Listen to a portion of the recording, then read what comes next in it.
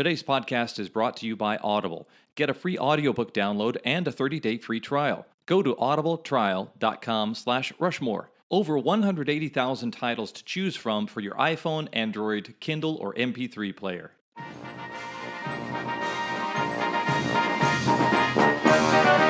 Greetings and welcome to the Mount Rushmore podcast. My name is Jeff, and I'm joined as usual by my good buddies Richard. Hello. And Michael. Hello.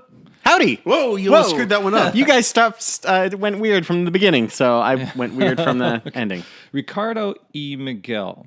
Always debate, deliberate, and question the most ubiquitous of any given topic, and this week is no different, as they debate the Mount Rushmore of things that ruin TV/movie scenes. Richard chose it. Why? I think this came partially because of a few things that some friends had been. I think I had been having a conversation with some friends, and this thing kind of came up. There's one very specific one that our friend Scott Jones brought up. That now that I saw it, I can't not unsee it. And I think that kind of got me down the path of this. Cool. Well, this is interesting. Is this? I think my list might be a little more generalized than yours. Do you reference like very specific scenes in very specific movies? No, not necessarily. Okay. All right. Okay. Cool. I mean, there are some that I can give as examples, Cool. but All not like specific. Super duper. Okay, Richard chose it. Michael starts. My first choice is the pre-wrapped gift. Anytime usually it's like a TV series. Yeah. I'm sure it's like a sitcom mostly, where they have to keep filming over and over a gift being open, maybe for a different camera, or maybe they screw up the punchline or whatever. But it's always a box that has a top that's wrapped separately from the bottom of the box. Oh, yeah. So they can just lift open the top and then whatever the gift is inside. One, the gift is wrapped way too well. Yeah. And two, my first thought is nobody ever wraps a gift like that. No one does that. It looks weird, and immediately I think I don't believe whatever the rest of the narrative is, because this isn't real life. There is no situation where this actually happens. Wrap a lid separately from the bottom, and then somehow rig a ribbon that covers both, but doesn't really cover both. Yeah, you don't see in movies, if this was realistic, you don't see half-assed wrapping jobs. Like the kind that I'm quite famous for in my house. The patch at the bottom that covers the gap between. Because you thought you had enough, and then or it's something circular, and God knows how to wrap that, so it's got all sorts of weird creases and folded over. That would be realistic. Yeah. Emily used to have a kind of gift company, a company where she would go and wrap your stuff. Yeah, it was like cool. It was like a boutique. You hired her to go shopping for you, to buy nice gifts, and she would wrap them and do the presentation really incredibly and be very themed. She did this for a year or two. And it's funny, now that we have... So when you said she was a rapper... different kind of rapper. Wow. Now that we have a 14-month-old boy, the gifts are put into a bag with paper stuffed inside, and it's... Here you go. It's about 1,000 times easier. It just comes down to, we literally just don't have, like, she's such a thoughtful gift giver and like wrapper in general. And like once Christmas comes around, and especially for like the boy, like if you give him a gift, like, you know, he's going to want to play with the paper. Most likely. But like, it's so funny for like just this dichotomy of everything is so intricate and well thought out, and all the little decor on it. Now it's like a bag with like tissue paper in it. It's like, here you go. Here's the book in a bag, and the book is the easiest thing to wrap anyway. That's what we actually, for any kid's birthday party, there's a independent bookstore up on Larchmont, and we go there partially because we want to support the independent bookstore because we're white liberals. That's what we do. So partially that reason, but also partially because they will gift wrap that book for you. Like a super nice gift wrap with the ribbon kind of going diagonally a couple of times. And then you get to look like the big hero who really put some thought into this gift wrapping. So maybe that's what's happening in these movies. Oh, maybe. Maybe everyone's so rich that they can just afford to have their stuff like professionally gift wrapped. I think I was in a conversation with one of our mutual friends, Corey Wish, who works in the TV industry, and he basically I was bitching about this very topic, and he was like, Oh, yeah. It's so that when we film a scene over and over and over, we don't have to have production stop and rewrap a gift or have all these different dummy things. Just like put the lid back on and just open up and get the teddy bear out. And also, nobody gives a teddy bear in a box. Yeah. You just give the teddy bear. You just give the teddy with bear. a little bow on it. Would not knowing the other choices that are made, parties in general, like a gift, if it was presented at a party, you could extrapolate. A party scene in a film has every known fakery and overly art directed thing, from the relish tray to, if it's the holidays, the Christmas tree, or podcast. The podcast, I was there too. Their host Matt Gorley always comments on Halloween costumes in TV and film are always the best Halloween costume you've ever seen. You're jumping ahead on maybe sorry. a potential future pick. So. Okay, all right. Richard, what's your first? Okay, so my first choice comes courtesy of my conversation with Scott Jones. And former guest of the show. The We show. should bring him back on for something. Should we? It is coffee cups and mugs that are not filled.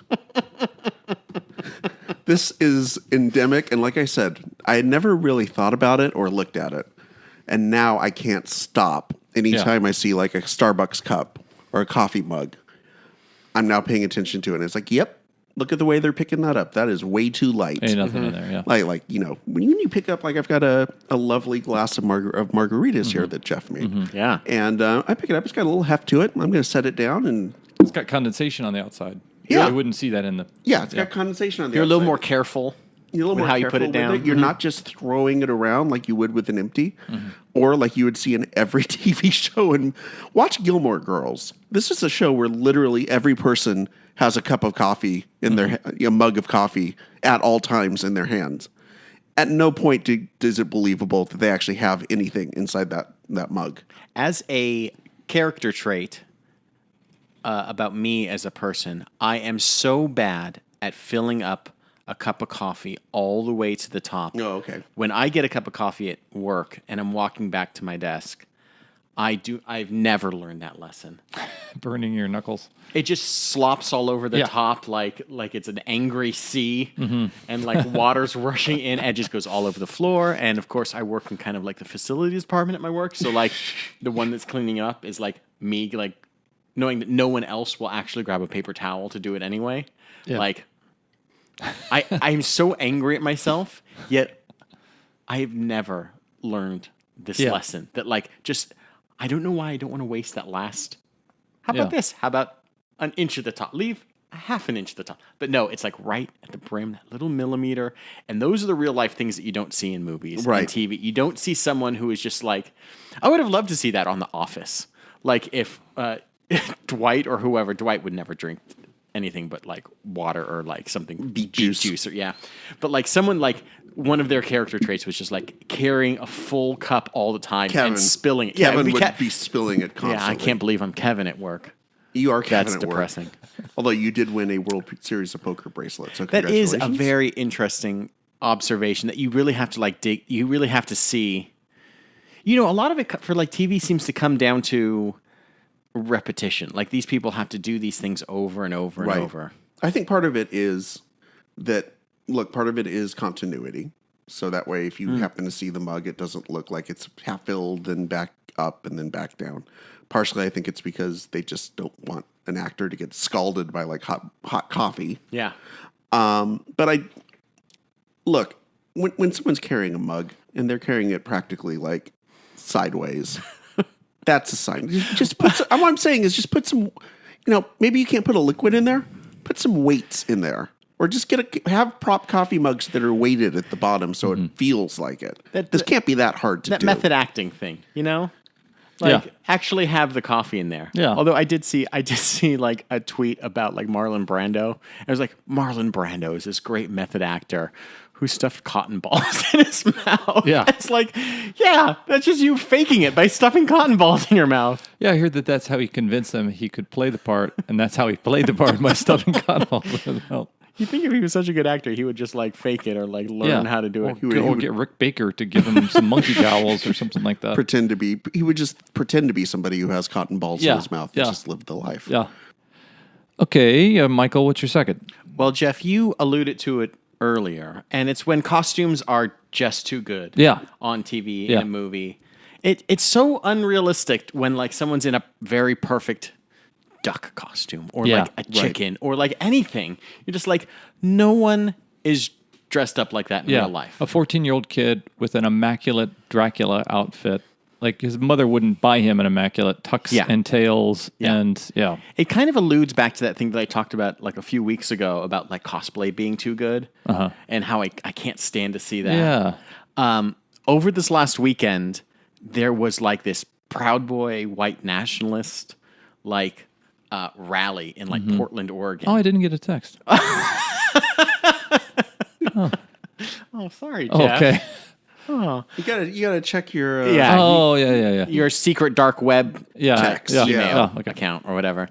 And all these pictures kind of surfaced of like all these fucking clowns, like all these fucking losers Yeah. dressed up in like makeshift like bicycle padding gear, like kind of cosplaying like they were like Roman soldiers or these Oh, great God. centurions. And like these people are dressed up in like this costumery Yeah. of what cosplay used to be Yeah. back in like the late 80s, early 90s. Yeah. And like I almost appreciate it except for how pathetic these people are Yeah. Mm-hmm. in real life. And like that's kind of what I still want to see on TV. Mm-hmm. It's hard to make a costume. Richard, your wife makes incredible costumes, and I know that she works hours and hours on it. and goes to like classes to learn how to Yeah. do this. Now, my only thought is because again, as we have established, everyone in movies is incredibly rich, and money is no object to anybody at any point. They must all be renting these costumes, right? That's the only explanation. That every town that a movie has ever been set in has like an incredible costume shop. Like I think of something like a show like Married with Children. Yeah. Who I'm sure there must have been a costume episode or a Halloween, what's it? And like those people don't care about each other. Like no way do they care about what costumes they wear. But maybe you're right. Maybe there is like the super lucrative Chicago costume company that rents out to the Bundys. Well, even like, do you watch Stranger Things? Yeah. Okay, so- the Ghostbusters costumes. Where did these kids are I all don't know. middle Yeah. class or That was poor ridiculous. be able to get these pitch perfect Ghostbuster costumes? The closest you can get to like a what's the type of backpack that they wear? The Ecto or the all the nerds are so angry at us right Yeah. now. proton phaser. Proton pack. Proton Oh, pack, we yeah. got there. Only took 5 seconds, but we got there. Paul Lurie, who's probably yelling at the thing right now. Those looked way too good. I remember, like, as a toy, they only had, like, a toy Ghostbusters backpack, like, in 1987 or 88 after the cartoon came out. There's no way that anything would have, like, lights or look halfway as decent. Do you remember What a good pull, yeah. Do you remember the bibs that you used to wear for Oh, yeah, Halloween? yeah. Like they were just like a drawing of Yeah. whatever you want to dress You up were a in. Dracula. It would have Dracula's face on the bib. And it would say Dracula. Yeah, it say Dracula. Yeah. Yeah, exactly. In case you didn't have the point that went across, I was just like, guess what? It says Dracula. Yeah. You are C-3PO. Because even in the street scenes, whenever you see them going trick or treating, nobody's got a crappy costume on. It's one thing if maybe they have that because they're the focal point of the show. Yeah. But other kids, there's got to be some poor kids there who are just like, "Yep, I went as a hobo this year, I think just like last year." Imagine the perfection machine that creates the production aspects of television, because like those people are artists. They've been hired for their ability to turn out something perfect. It'd be like ordering a hot dog from a 5-star restaurant. No matter what, you would get it and you'd think, why the fuck did they have to go through like a sprig of parsley on the side? It would just be so perfect that it wouldn't be fun anymore. It would be just a hot dog you hated. Okay, Richard, your second. All right, my second one are bad accents. And this- Crikey, what are you talking about? Hello, Governor. What's all this then? Henry Cavill's American accent is pretty bad. Yeah, Yeah. We're gonna pull back the curtains a little bit, open up the kimono. One of the before we started releasing episodes, a test episode that we recorded, -1. -1 or -2 Oh, yeah. was I can't remember if the first one was months or if it was bad accents in TVs and movies. But that was one of the ones we recorded. Oh. What, a It good, was. what a good secret callback, Richard. And maybe we'll release that on the Patreon if we ever Yeah. get one or something like that. But it's just a thing where you're in the theater, you're ready to watch Robin Hood, Prince of Tides. Mm-hmm. Music's playing, you're all set. The English countryside, which is probably actually like Sherman Oaks. Oaks or something, looks beautiful. And here comes Kevin Costner. Yeah. Hello, Maid Marian. How are you? Yeah. And it's just like, oh, God, we're done. And I'm thinking about some of the ones that we talked about in that episode, like Harrison Ford and K-19, the Widowmaker, trying to do a Russian accent. And he just sounds like Han Solo, like pretending to be like Boris Badenov or something. And it's just, there's just no, you can't recover from a bad accent. I can't. I'm trying to think if there's ever been like a really good movie with a character with a bad accent. This is a sidebar to that. Well, I think of Dick Van Dyke has confessed to having a bad accent as Bert, the chimney sweep in Mary Poppins. And even as a kid, I remember thinking the accent wasn't good and it was also inconsistent because he would say, "Hello, Mary Poppins. How are you?" Like, what? He keeps jumping from continent to continent throughout this thing. That's true. Yeah. But then I also think it's funny when they have an accent, but they shouldn't even be having. Like there was, I think of like Gorky Park. They're speaking English for the sake of the viewer, but they're speaking it with a Russian accent. When in reality, they wouldn't even be speaking English; they would be speaking Russian to each other. So that I always think is kind of funny. Then there's just Sean Connery who's just like, fuck it. Yeah. I'm not doing a Russian accent. Yeah. I'm not doing any accent. I'm Yeah. doing Sean fucking Connery and just deal with it. Is it Mel Gibson in Mad Max, the original, was speaking his... Well, Mel Gibson used to be able to do Bugs Bunny. Yeah. He did...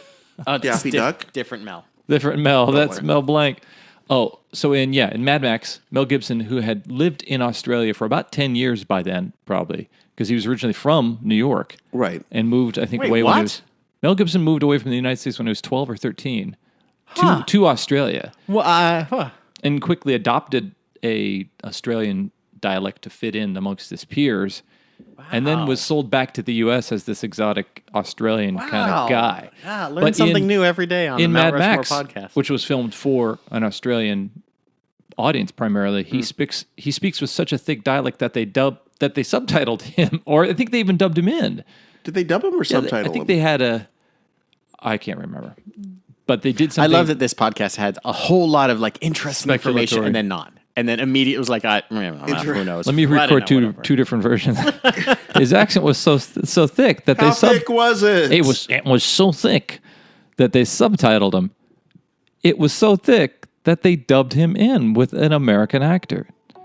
So I think we're at our halftime. We are at halftime. We are at halftime, and even though we were promoting well-wrapped books as gifts earlier, you could wrap a Audible gift book if you wanted. You could give somebody a free 30-day trial to Audible just by going to audibletrial.com/Rushmore and downloading a book for free. You can choose from whether 180,000 titles or more for your Android, iPhone, MP3, Kindle, or any other kind of player.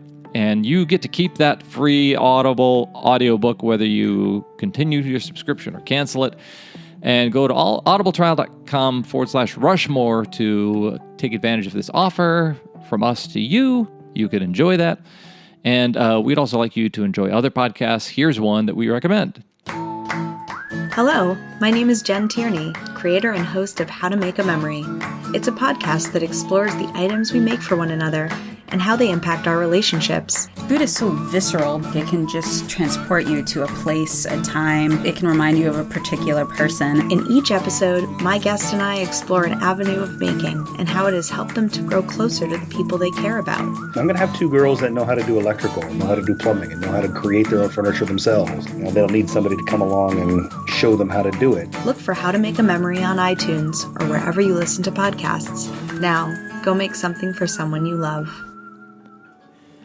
And we also recommend you going to the iTunes or SoundCloud, Stitcher, iTunes or Stitcher pages for this podcast and downloading, listening, and rating and reviewing our past episodes. We'd love to hear what you think about it, and we'd love for you to go to the Facebook page and leave a suggestion as to a future episode that you'd like to hear us debate, deliberate. You could also follow us on Twitter and Instagram and other things.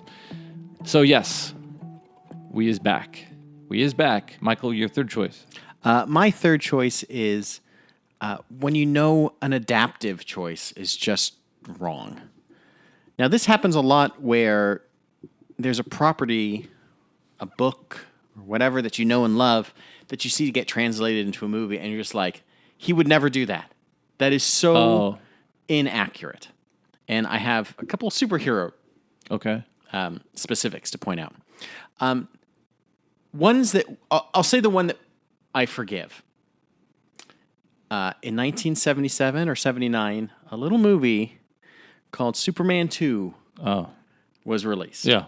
Well, it was kind of recorded or kind of filmed in 77 and part in 79. Yeah. It came out in 1980. Yeah. And in that movie, there's a wonderful scene near the end where Superman in the Fortress of Solitude is fighting General Zod and Non and Ursa. And By the way, I love naan. yeah, and in that scene, Fit the bread. Yeah, it's delicious. Superman teleports. And then in that scene, he makes a duplicate of himself, like a hologram. Mm-hmm. And in that scene, he takes off like the emblem off his chest and like saran wrap throws it at someone. Yeah. What the fuck are these powers that they just invented out of nowhere? But, you know, hey, it was the 70s. Yeah. Maybe they really didn't know, Superman had been around for 40 years. Yeah. They know exactly what he's doing. Yeah. Okay, so let's say 30, 40 years later, and like the new Justice League movie comes out. All of a sudden, Batman, he's on a rooftop stopping a criminal, and then like he discovers some information, just leaves the criminal up there. I guess. Thanks, Batman. Would Batman ever just leave a criminal? Oh, he gets He diverted. would. He's a dick. So why wouldn't he? To just like, so the guy can just like get out of his like ropes Yeah, and get go his, rape somebody. Yeah. and get his steal whatever he just stole. There's a scene where like Batman's like Bruce Wayne is like drinking booze. Batman doesn't drink. Yeah. Like these are like little things or like big things. Like Batman's using guns all the time. I think that's the thing that is the killer for me in all Batman movies. Is he has like no problem just like using a gun, which is like one of like the core tenets things about Batman. is he doesn't kill. Wait, in the Nolan films, did he? I thought he like, didn't. like all of like their vehicles are just like loaded with machine Armed, guns, and you're just like, even like the Tim Burton movies, like he has like machine guns just popping out of the Batmobile, and you're just like, Come on, have you not read? Have you not read a single part of like the weird mythology that Batman? And those are the things that like, as a fan, I'm just like, I just don't believe your vision now. Yeah. I am reading the Richard Donner book. Ooh, yeah. And the part about Superman is one of the most hilarious things. Whenever I think I have trouble at work, I think of Richard Donner trying to do Superman. And the script, I don't know if I talked to you guys about the script. So Alexander and Ilya Salkind wanted to do two things. They wanted to start a franchise like James Bond. So they got Tom Mankiewicz, or a screenwriter from Bond. And they also wanted to do a superhero story, a successful one, which at that time was Batman.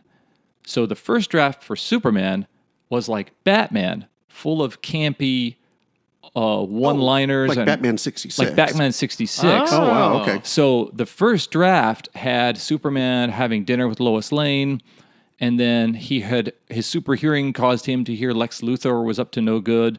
So he makes an excuse, leaves the restaurant, and is flying around New York looking for Lex Luthor. He flies up to a bald guy, taps him on the shoulder. Telly Savalas turns around and goes, "Who loves you, baby?" And Superman flies away. Its camp at its highest order was going to be Superman.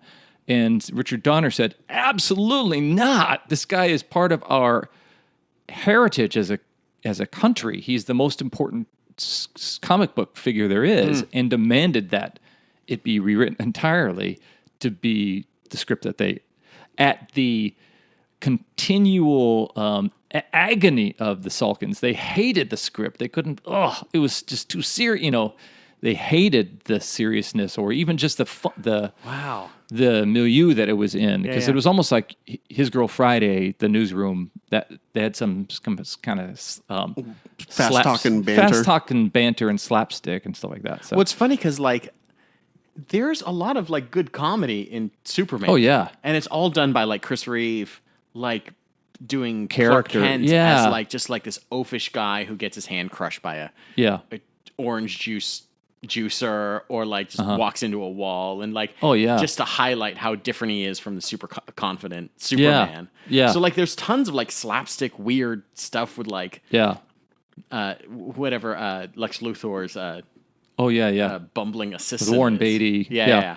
That's so So funny. it wasn't not fun. He didn't remove the comedy. Ned Beatty, not Warren Beatty. That would have been a different movie. Different movie. They didn't remove the comedy. They just went for a different kind of comedy, not a bunch of silly cameos and things. So there's one other thing that I wanted to highlight, and it's sometimes I think we talked about this about The Simpsons a little bit when I think that when the authors kind of lose touch with their own characters, and they kind of feel like this isn't something that Homer would do, or the Homer that I knew growing up would do. It would happen in a Harry Potter book, and at some point, Ron Weasley, who's kind of like Harry's best friend, Who's the slapstickish sort of he's comic not, relief. He's not an idiot, but he's not a genius, and he's just like your school buddy that's just getting by. He doesn't want to study. And I remember in one of the books he uses the word gormless.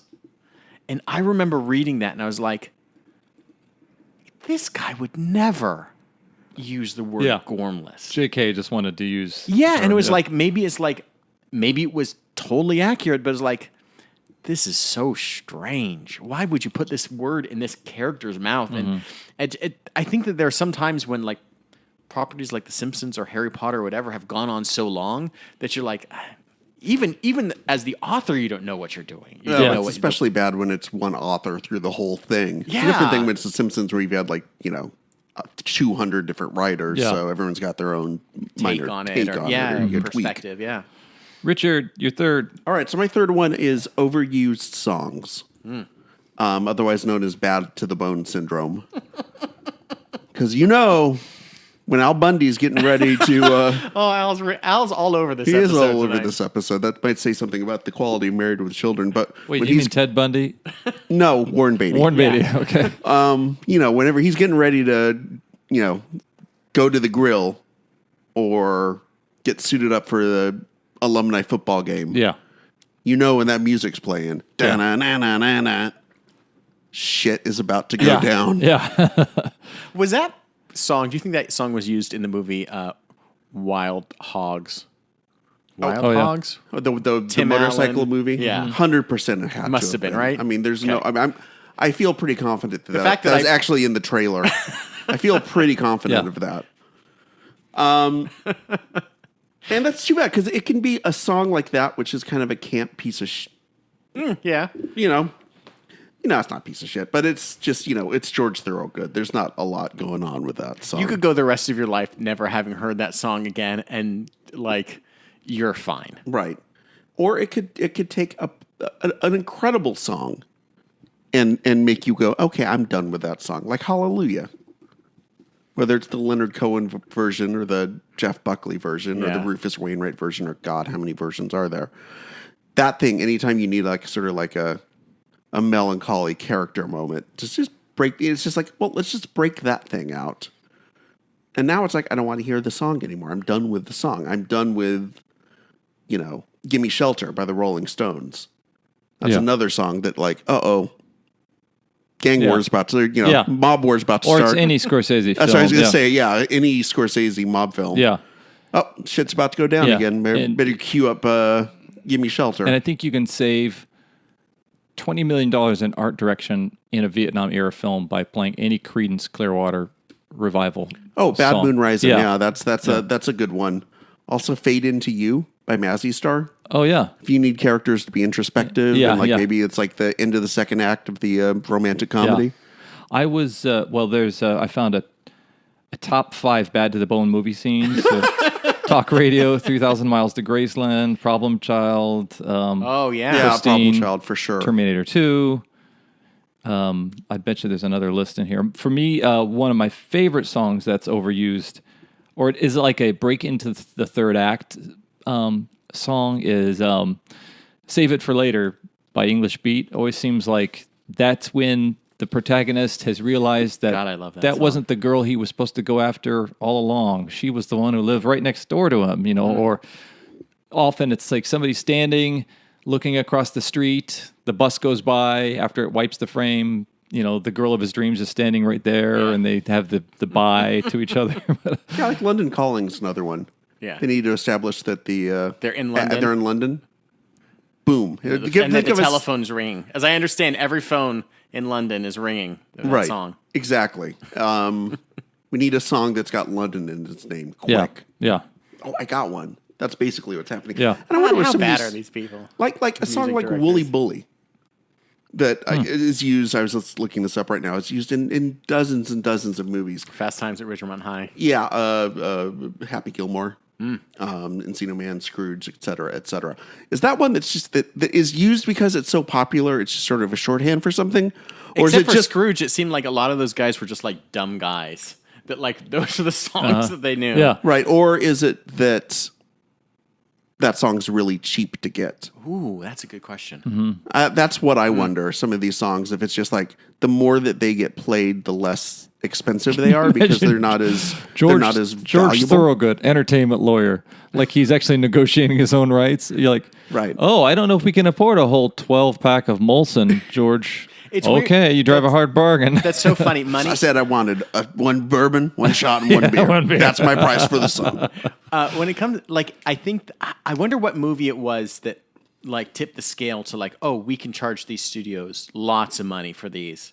Because I remember like in Revenge of the Nerds, there's like a Michael Jackson, like Thriller is played, like his most popular fucking song of all time, his biggest hit, and like Thriller is just featured prominently in the movie Revenge of the Nerds, and you're like, okay, they got this for nothing, nickels and dimes. And if you were to try to do a movie with that today, I'm sure it would cost hundreds of thousands or millions of dollars. Yeah, I'm even commercials. I remember when Windows decided to use Start Me Up for Windows 95 launch. Yeah. Cost them $3 million. Wow. So, when you're setting the bar that high, I've got a friend of mine that works in music clearance. And a big part of his job is, oh, you wanted to use Strawberry Fields Forever? Well, we're not going to be able to quite afford that. So why don't I give you these 3 or 4 other songs that are similar to it to consider? Yeah. So I wonder if there's like just music clearance people have these songs that are sort of like fallbacks and they know like, they need a party scene. Okay, let's do, Twist and Shout. Boom, there you go. Yeah. I imagine there was an era wherein entertainment conglomerates like Universal would just put the song that they have publishing rights to in the movie that they're putting out, and the artists weren't savvy yet to that. So, Michael, what's your final? Anytime a video game is referenced, a game is always called like Galaxitron 9. And it's always like the dad is talking to his son, and it's like the son's like, Dad, I have to beat the evil space mutants with my proton blaster, or else I won't save Princess Zorban. And it's just like, what fucking game are you? This is so fucking unrealistic. Yeah, it gets my like. my flames. Like, I'm always so mad because it's always the same thing. It's always some bullshit. Space alien. Galaga type sounding thing or whatever, and it's obviously fake, and it's obviously been through the writer's room, and they go through a list of games that have already existed, and it's like, okay, can't be this, just come up with something that sounds kind of normal. Nothing sounds like the games that they pretend are it out seems there like a in the world. commentary on it versus a real game. Yeah, it's just like a value judgment. But think about it in real life. How do you get to Legend of Zelda? Of all the names that you can go through, how do you wind up on Zelda? Elda, Belda, Zelda, Melba, Delda, but that doesn't count. Elda, Felda. All the way from Alba to Zelda. Yeah. Oh, you just wish it was something like Zab. Or something. I'm going to I- be Zab tonight. It's always like, we got to get those blastoids. Yeah. Dad, just get 5 more minutes. I'm at the, I'm in like level 12. And if I don't blorp up the Fluzatros, I'm not going to Zorp. Yeah. Dad, you don't want me to Zorp. And then Tim Allen is like, well, turns to his wife. I guess our son's got a Zorp. Well, And you're just like, studio audience. and like some guy that makes $300,000 a year wrote that. And you're Yeah. like, I guess so. I'm so angry. Play a baseball game. Be like, I'm playing a baseball. It's the ninth inning. Ninth inning, Dad. It's a World Series. Oh, something that he can relate to? Okay. No, it's always Plaza Blacks do and the think super What's most blasters. realistic is they wouldn't even have dialogue with each other because that's a time when you're not talking to your family at all. That's true, too. He'd be saying like, you want to come to dinner? And just kinda, Richard. All right, so my last choice is unrealistic age gaps. Now, this could be either partially, yes, this is partially the Sean Connery and Catherine Zeta-Jones romance thing where the hot entrapment, 20-something woman is somehow attracted to the 65-year-old guy. Yeah. Which is basically the boner dream of every Hollywood producer that they're in their 50s or 60s and still think they can get the young starlet for reasons other than the fact that they're harassing them. Yeah. But I think the more interesting one is the parent and kid age gap. Yeah. And how many times this gets so screwed up. Like in the Alexander movie. Oh, yeah. Where Angelina Jolie was supposed to be Colin Farrell's mom. Mm-hmm. And there's like a 2-year age gap between them. And they made no effort. Wait, what? Yeah. Oh, Alexander. I was thinking Alexander in the Very Good. Good, No Bad Day. That would have been a real acting stretch for Colin Farrell. The sword and sandal epic that was terrible. Yeah. Angelina Jolie, 2 years older than him, playing his mom. No aging makeup or any attempt to make her look anything other than this absolutely gorgeous 35-year-old. Yeah. It's just like, come on, guys. There are so many talented actresses who could play the mothers of 20-something characters. So you found that opposite, the rare example where it's an actress of a certain age and somebody who is a male who is supposed to play much younger than her, who was just a little bit younger. Usually the moms are the ones who are the actresses are significantly younger than the characters they're playing because they still want the moms to be hot. Mm-hmm. And they can't figure out like how to make this work unless the actress is actually still 35. I mean, it's Hollywood, so 35 is pretty old, right? Brain can't work. What I find is I was thinking about Disney and how Disney princesses are all these very cosmetic versions, and now there's a little bit more diversity in that lineup, but they're always the most cosmetic version of that diverse populated, that representative. But then if you talk to a little girl, that character represents who they are, and they want to be that character. So do they want an unattractive person to be that? Do they want to be that? But you can find someone who's 50 who's still attractive. I'm hearing you. I'm hearing you. I reject that out of hand. Yeah. When it's sometimes you got the double one where you've got Amy Poehler as Rachel McAdams' mom in Mean Girls, where Rachel McAdams is too old and Amy Poehler is too young. It's like the whole thing just gets completely fucked up. Yeah, I do think they are casting a lot of things before they casting for actual age. It's like, is this person famous? Is this person talented? Is this person this? But then, and the last age is the last thing they consider. The Alexander thing too. I wonder if there was some sort of like, it's quasi mythological. Yeah. Who cares? Yeah. But it does take you out of the story. Crispin Glover being 2 years younger than Michael J. Fox in Back to the Future. But he wore makeup and all that stuff, right? It wasn't that done for story reasons. He was kind of. They were casting for the flashbacks. I guess they were. I guess I'll buy that one. They needed him to be younger. Yeah. Okay, I'll buy that one. Yeah. Robert Zemeckis. you're off the hook. Collective sigh from all the Back to the Future fans. Okay, we've had our fun. We've had our fun. I hope we haven't taken you out of the movie or TV show that you love most by mentioning it and ruining it for you. What I hate about Star Wars is if you did want to go all the bzz, bzz, bzz noises. to the George Thorogood Bad to the Bone wiki, you'll see the 30 films that this was used in. That's incredible. Yeah, pretty amazing. So also in a Wrangler jeans commercial with Dale Earnhardt Jr. and a commercial, Real commercial with comfortable jeans. Brett That's Brett what we gotta Favre. do, guys. We just got to record one podcast that they use over and over in different films, and then Yeah. we can retire. Yeah, a license we'll just for sell the different. rights. Good thing. We should attempt that. The votes will be for wrapped gifts, also for just because it is so near and dear. I think the characters who are abandoning their kind of core identity, a la Batman, and then because it's political, I think unrealistic age gap, because there's a lot that we can do to improve that, and Bad to the Bone. So those are our 4. So thank you so much for listening to this podcast. I hope you were fooled by my American accent this whole time. This is how I really speak. Sacha Baron Cohen has been doing this podcast. He's actually all 3 of us.